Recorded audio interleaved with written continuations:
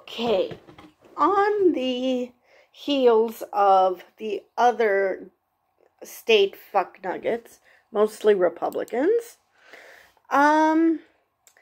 Nebraska has also joined the I hate women and trans people bandwagon by signing bills.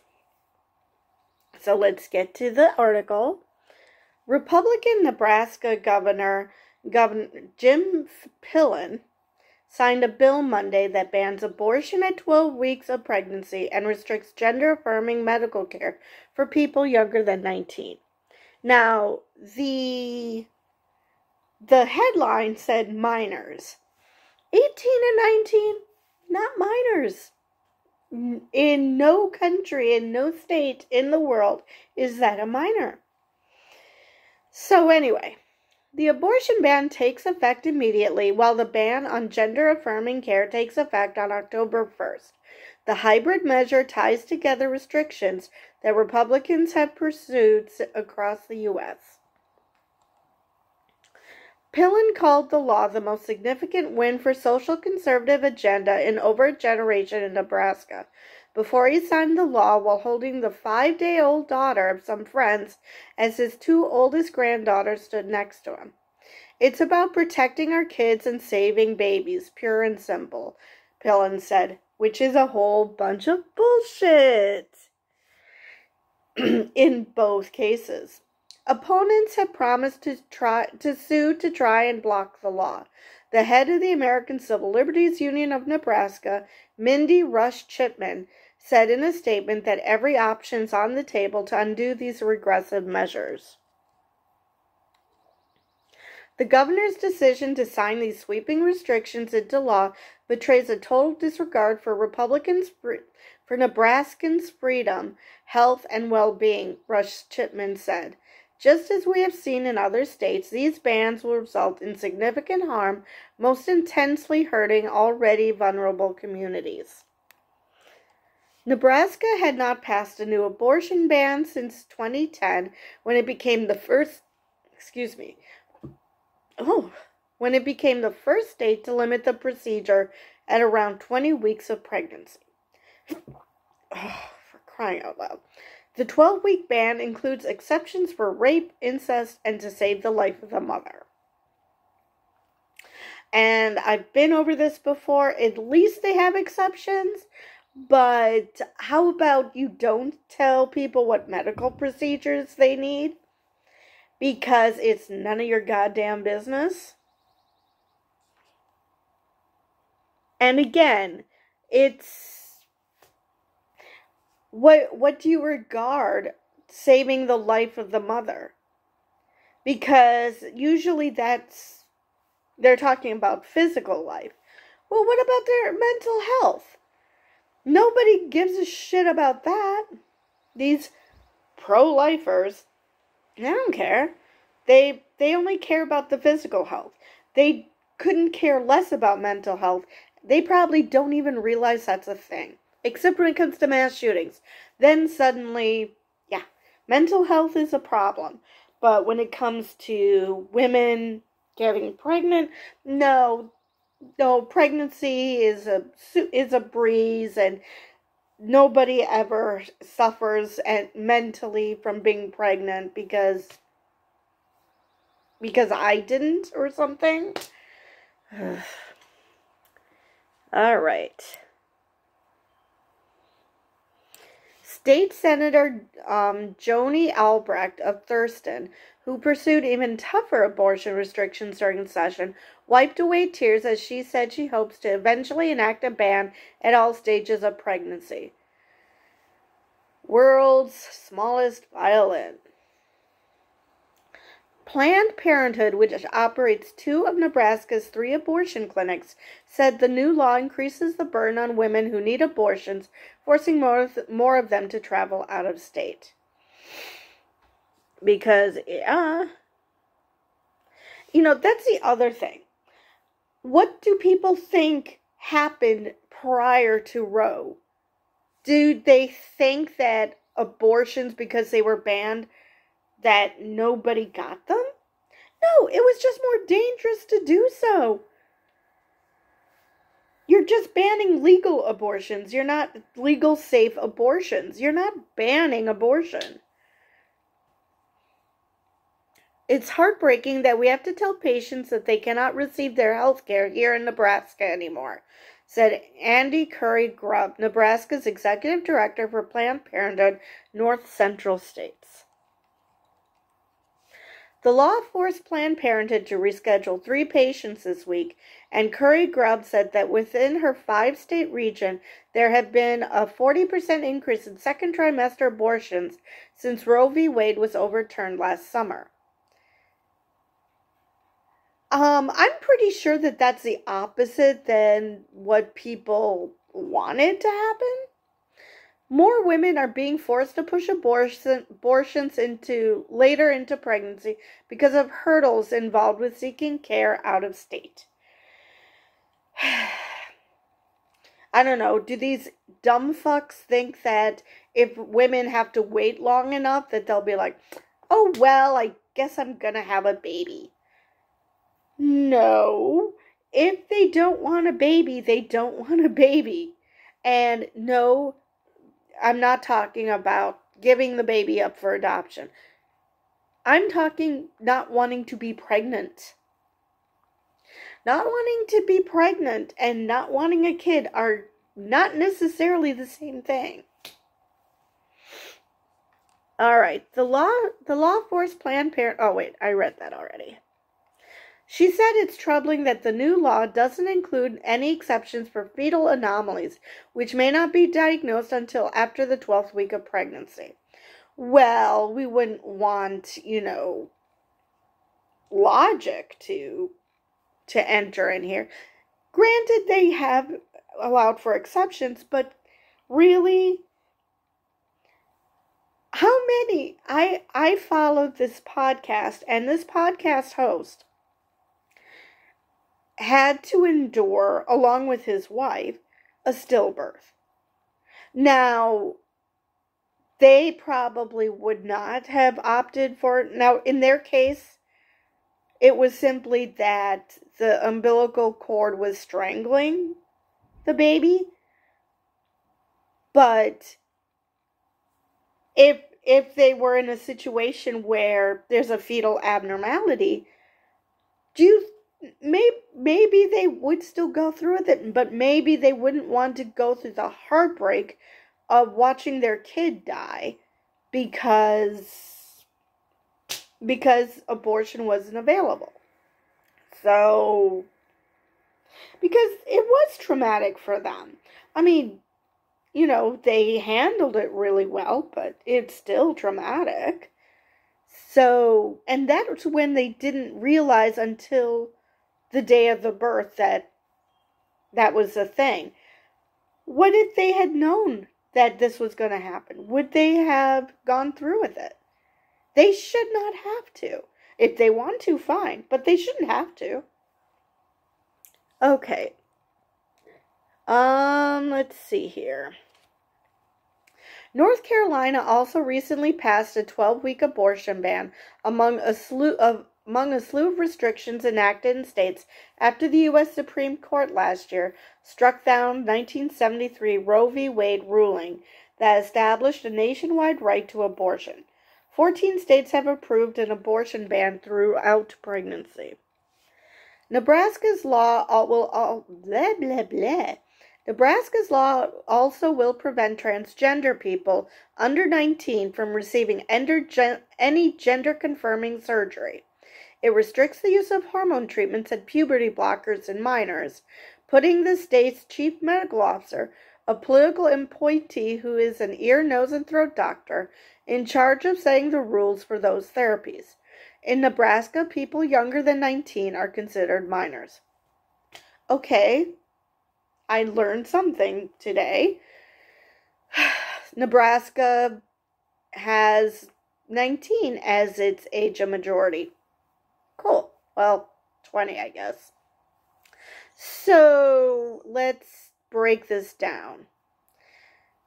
So, people under 19 cannot get hormone therapy or puberty blockers. Now, when else would people use puberty blockers? Because once you go through puberty, that's it. Puberty blockers are unnecessary. So, yeah, to say puberty blockers in minors is, well, redundant. But they don't want people to get hormone treatments, but they don't want to put them on puberty blockers either. Again, pick one. Why are you forcing people to go through the very puberty they don't want, which will cause them to go through surgeries later on because they have body parts they do not want? I fail to see how these Einsteins think that this is a good idea. And it's great that they have a chief medical officer who is an actual doctor. He's an ENT. But ENTs, as much as they know, they do not understand this particular type of medicine. That's why we have specialties. Because, yeah, he's a specialist in ear, nose, and throat issues. None of that comes up here. Or if it does, it's a complete, has nothing to do with a trans person. It just might be a trans person who has problems in those areas. But they don't know. They don't know. I was telling my father, who is a physician, a retired physician, he never knew of puberty blockers. He never knew they existed. He knows nothing about that. But, but he's a physician. So, just because you're a physician doesn't mean you know everything about everything. So, he is a political appointee, so I'm assuming he's just as bad as the one in Florida. So, yeah, not good when physicians think that they can tell people outside of their specialty how they can practice medicine. Especially if they don't understand what's happening. Because, like I said, just because you're a physician doesn't mean you understand all medicine. Alright, so, when are we gonna... The state's unicameral legislature, I have no idea what that means, passed the bill with two contentious issues on Friday after hours of heated debate. Conservative lawmakers wrangled just enough votes to end a filibuster before approving the bill. Well, at least it wasn't easy. The proposal restricting gender-affirming care was the flashpoint of an epic filibuster led by Omaha Senator Michaela Cavanaugh. She and a handful of progressive allies slowed the business of passing laws to a crawl by introducing amendment after amendment to every bill that made it to the Senate floor. That sent leadership scrambling to prioritize which bills to push through. Omaha Senator Kathleen Koth, who introduced the proposal restricting gender-affirming care, said Monday that the filibuster actually gave senators more time to discuss and research the issue. Apparently not enough because they still voted for the damn thing. The filibuster actually is what made this happen, Koth said, and so I doubt it was their intention, but that gave us the time to make this work. Yeah. Somehow I don't believe that. Nebraska is now among at least 18 states that have enacted laws restricting or banning gender-affirming medical care for minors. Proposals are pending before the governor of Texas and Missouri. Medical groups and advocates say such restrictions are further marginalizing transgender youth and threatening their health. Yep. One Nebraska lawmaker, Omaha State Senator Megan Hunt, disclosed in March that her teenage son is transgender and said Friday that she now plans to leave the state. Pillen said he didn't want Nebraska families considering gender-affirming medical care to be duped into the silliness that if you do this, you're going to become happy. Spoken like someone who's never spoken to a transgender person. Because, yeah, it does make them happy. I mean, depending on what type of dysphoria they have, there's only so much that can be done to help them. But I follow transgender people on Twitter, on YouTube, and yeah, they're happy with how their life has turned out because they're living their authentic selves. I mean, some might need more help in getting to that point than others, because just like anyone else, no trans people are not a monolith. Some have a longer journey to get to where they're comfortable than others. But yeah, for the most part, removing gender dysphoria is helping them. It helps their mental health. So no, this is not silliness. The only people who think it's silly are the ones who not only don't understand it, but don't want to. Now, do I understand what it feels like to have gender dysphoria? Of course not. I'm cis. There's no reason for me to know that. But I respect that other people do have a problem and do not feel comfortable in their bodies. So they want to mutilate them because that's what is going to make them happy. Even if it's so much as, I think my facial features are too masculine, even if other people don't see it that way, they decide that they need to have an additional surgery. Again, if they're capable of doing it and that's what makes them happy, then who's being hurt here? Nobody. Are there people who eventually discover that it was a mistake and detransition? Yeah, that happens too. But for the most part, that's simply because we're hearing about it now, rather than that because a small percentage detransition, that somehow all trans people don't know what they really want. No, sometimes mistakes happen. Sometimes you think you're one way and you realize you're not. And if you have the surgery, have surgeries that you're going to regret, that is horrible.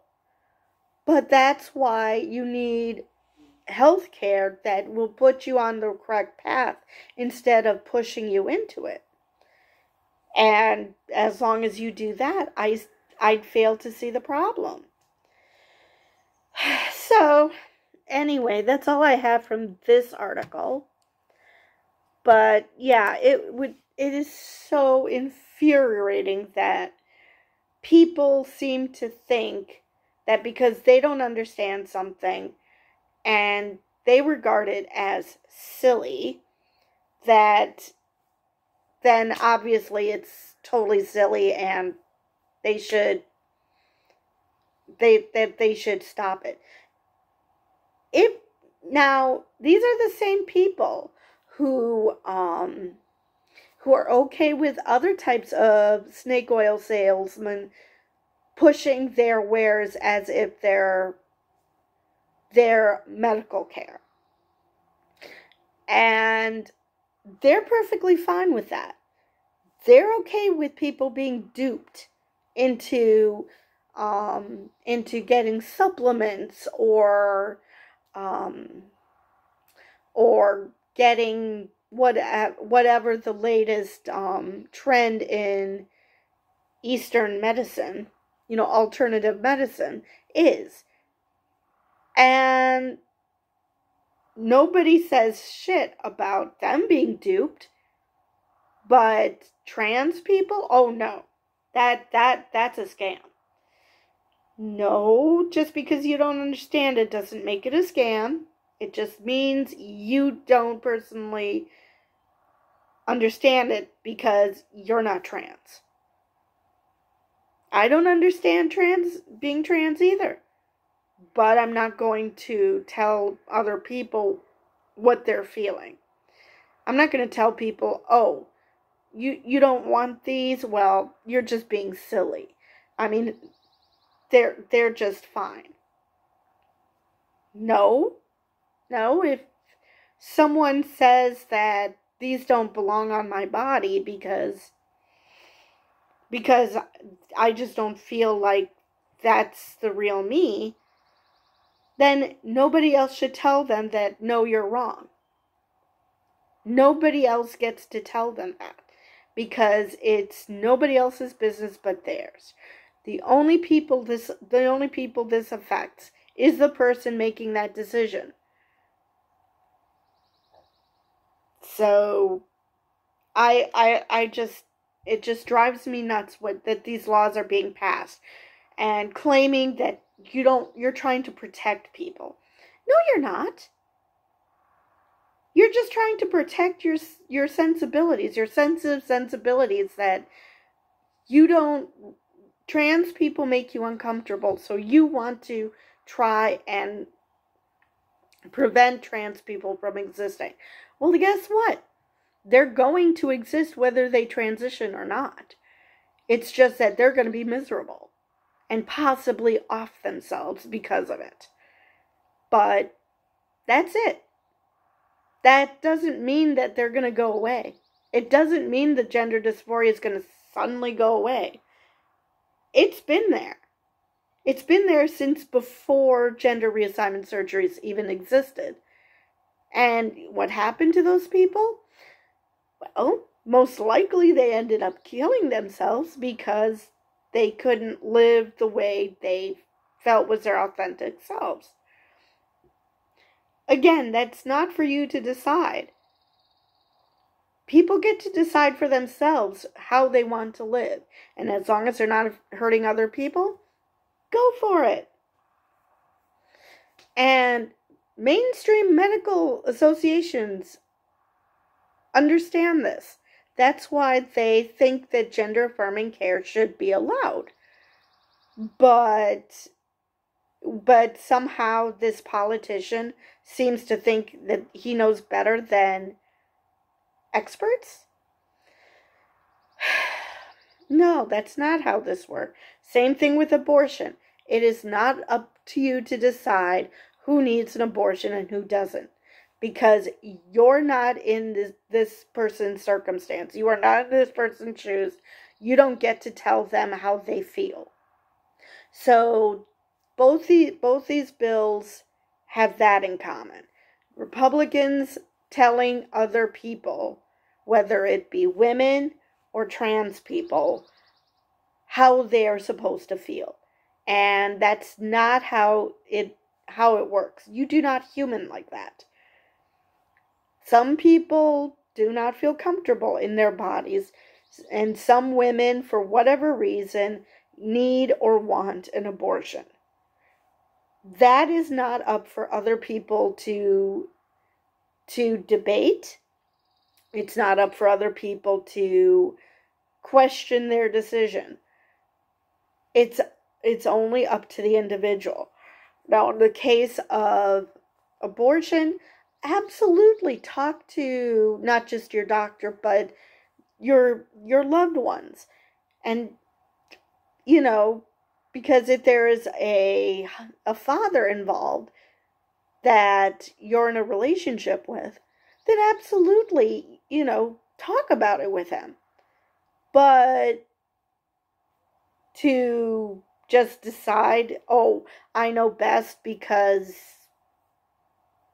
reasons? Same thing with gender affirming care. Yes, discuss it with the people that you trust and love and who are around you, and not just your doctor, if you are in that situation. But ultimately, it's what you decide that you feel is best for you. And nobody else can ultimately tell you how you are supposed to feel, because that's just not going to end up well for anyone. If you want to go through hormone therapy, if you want to have any surgeries, that is all up to you. Nobody else gets to tell you what to do, because you're the one who has to go through this journey in this body. And if you feel like this is not the right body, you should have the right to change it.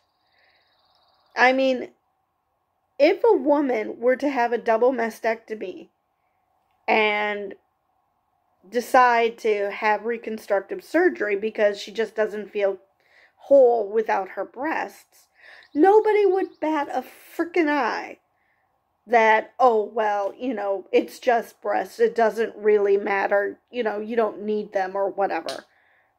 Nobody says that to a cancer patient. So why are we saying this to trans people, telling them that you know better than them how they should feel about something? Or actually, it's probably more the other way around.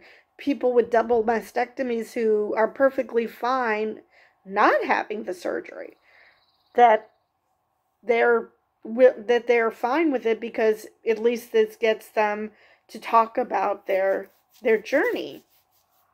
And it doesn't, and you don't get a say to tell them, well, you would look better with your breasts back. Okay, so how does that affect her? It doesn't. Your comfort is not other people's problem. If they feel comfortable in their bodies, then what's the problem? So, anyway, I'm rambling. So, with that, I will see you in the next video.